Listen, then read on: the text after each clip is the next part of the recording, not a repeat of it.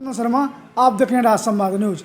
1 जनवरी को बछवाड़ा प्रखंड के अरबा गांव में वार्ड नंबर 9 में रात्रि में आग लगने से राम प्रकार पासवान के पुत्र नीरज पासवान, उनके पत्नी और 2 बच्चे की मौत हो गई थी।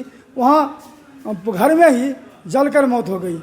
इस घटना की सूचना पाकर आज लोजपा के सुप्रीमो सांसद चिराग पासवान अरबा पहुंचे और पीड़ित परिवार को सांत्वना दिया।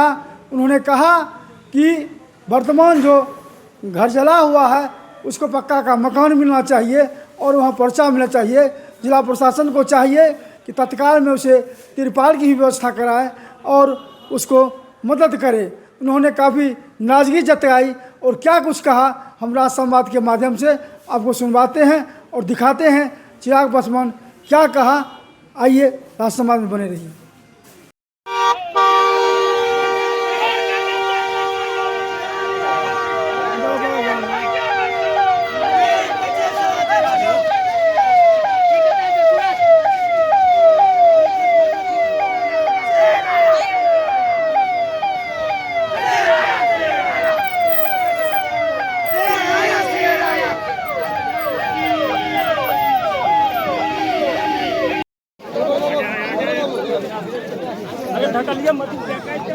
खोल लीजिए, खोल लीजिए। इधर आने दीजिए, इन लोग से मिलने दीजिए।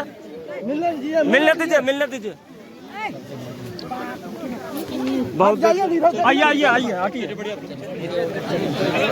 बड़े आप लोग बढ़ते रहिए ना, बढ़ते रहिए। चलिए बढ़िया।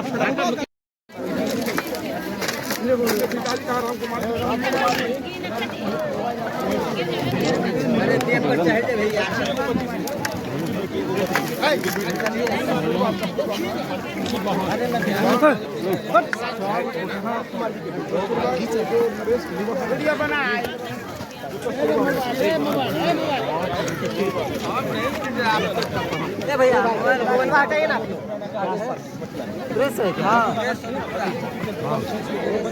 फिर भी आप पीछे रखिए ना ताकि और भी लोग ले लेना। झगड़ा ढक लेना। मिला नहीं, पर्चा मिला ही नहीं।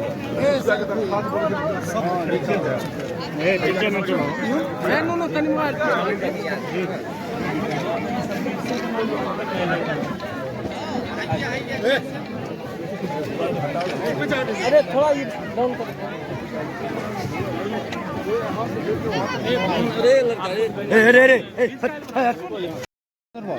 अत्यंत ही दुखद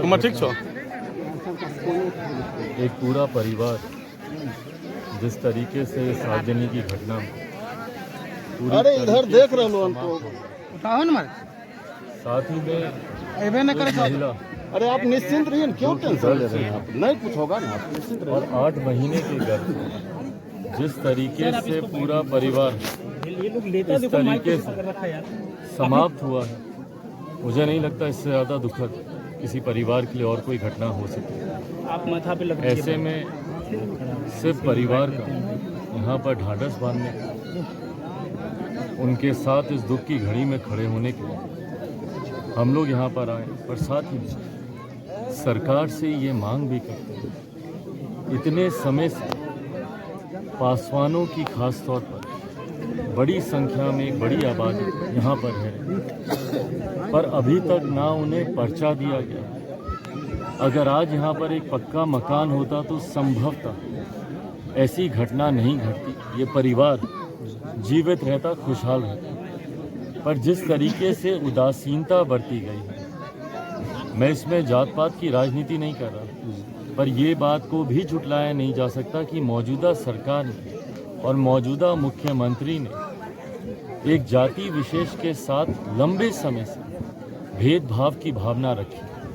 दलित महादलित करने का प्रयास भी जब उनके द्वारा किया गया, उसके पीछे भी यही सोच थी, क्योंकि मेरे नेता, मेरे पिता आदरणीय रामविलास पासवान जी से बैर की वजह से, उनसे द्वेष के कारण उन्होंने हमेशा से इस समाज को प्रताड़ित करने का काम किया। लंबे समय से 78 से बड़ी संख्या में लोग यहाँ पर रह रहे हैं। 2-2, 3-3 पीढ़ियाँ बीत गई, पर अभी तक ज़मीन का पर्चा उनको नहीं मिला, पक्के मकान उनको नहीं दिए गए। और आज जब 9 घरों में इतनी बड़ी तबाही मची है, प्रशासन ने इतनी जिम्मेदारी भी निभाना ज़रूरी नहीं समझा कि जिन घरों में चूल्हा जलाने की जगह नहीं बची, कम से कम उनके खाने की व्यवस्था कर दी जाए। इस ठंड में कम से कम उनके रहने की व्यवस्था कर दी जाए। कहीं एक ऐसा रैन बसेरा उनको दे दिया जाए, नहीं कुछ तो एक त्रिपाल उनकी व्यवस्था उनके लिए कर दी जाए, 2 वक्त के खाने की व्यवस्था उनके लिए कर दी जाए। सोचिए परिवार के जो बाकी सदस्य जो बच गए हैं,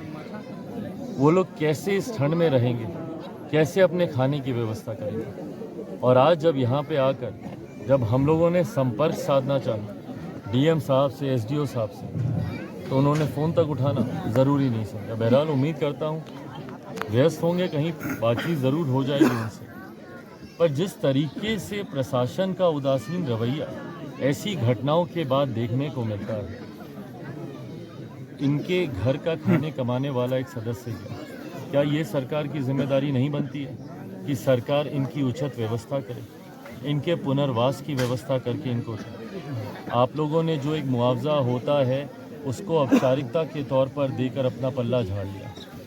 पुनर्वास कौन करेगा, कौन इनके घर का निर्माण इनको करके देगा? और सबसे पहले तो वो पर्चा जितने भी यहाँ पे घर हैं उनको दिया गया, उनके पक्के घरों के निर्माण की व्यवस्था करके दी जाए, इनके पुनर्वास की व्यवस्था करके दी जाए। और साथ ही में जो लोग, जिन परिवारों के खाने कमाने वाले सदस्य गए, कम से कम 25-25 लाख का मुआवजा उन परिवार वालों को मिलना चाहिए, ताकि वो आने वाला जीवन, भाई ये वृद्ध माता पिता हैं, कैसे ये लोग अपना जीवन व्यतीत करेंगे। तो कम से कम ये व्यवस्था की जिम्मेदारी सरकार को लेनी चाहिए, प्रशासन को लेनी चाहिए। यहाँ से जाकर लिखित रूप में भी मुख्यमंत्री नीतीश कुमार जी को हम लोग लिखित रूप में भी उनसे मैं आग्रह करूँगा कि इस परिवार की वो चिंता करें, 9 घर जो उजड़े हैं उनकी चिंता करें, और ये तमाम मांगे जो उनके समक्ष रखी गई है, इनके पुनर्वास की पर्चा मिले, तमाम घर पक्के किए जाएं।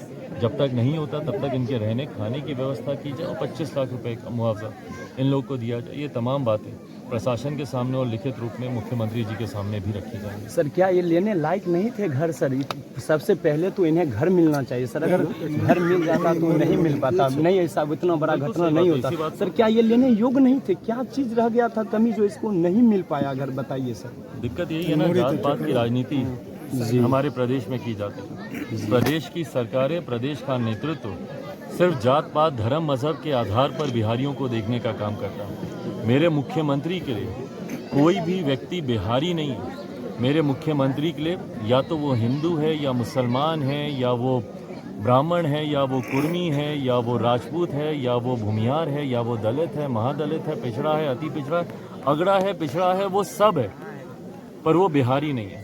अगर एक दृष्टि से प्रदेश के हर एक व्यक्ति को देखा जाए, एक दृष्टि से अगर 14 करोड़ बिहारियों की चिंता की जाए, तो संभवतः आज बिहार एक विकसित राज्य होता, एक बेहतर जगह होती बिहार। पर हकीकत यही है कि जात पात की राजनीति में जब भेदभाव की भावना के साथ शासन किया जाता है, तो उसमें इस तरीके के भेदभाव का दंश एक बड़े वर्ग को, एक बड़े समाज के हिस्से को भोगना पड़ता है। सर बहुत बहुत धन्यवाद सर। उनके 2 भाई और 4 भाई छोटे छोटे सर जो पढ़ना